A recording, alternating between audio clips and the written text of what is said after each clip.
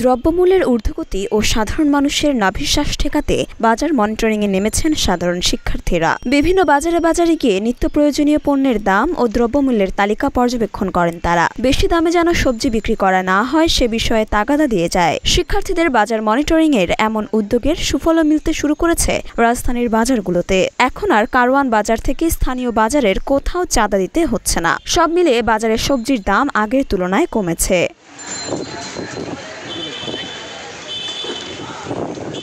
রাজধানীর বিভিন্ন বাজার ঘুরে দেখা গেছে গত মাসের তুলনায় বাজারের সব ধরনের সবজির দাম আগের চেয়ে কমেছে। আর যেসব সবজির মৌসুম নয় এখন সেগুলোর দাম কিছুটা বাড়তি।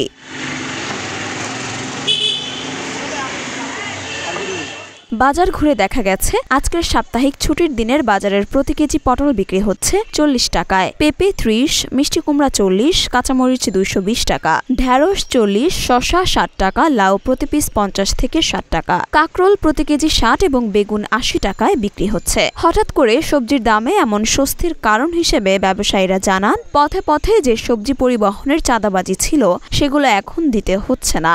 এছাড়াও আগে রাস্তার পাশে ভ্যান গাড়ি দিয়ে সবজি বিক্রি করতে হলে প্রতিদিন লাইনম্যানকে দিতে হতো এলাকা ভেদে 250 থেকে 500 টাকা পর্যন্ত। বর্তমানে লাইনম্যানকে সেই টাকাও দিতে হচ্ছে না। এজন্যই সবজি বিক্রেতারা তুলনামূলকভাবে কম দামে সবজি বিক্রি করতে পারছেন। এছাড়া এলাকা ভিত্তিক স্থানীয় বাজারগুলোতে শিক্ষার্থীরা এসে বাজার মনিটরিং করছে। সব মিলিয়ে আগের তুলনায় সবজির দাম বাজারে কমেছে।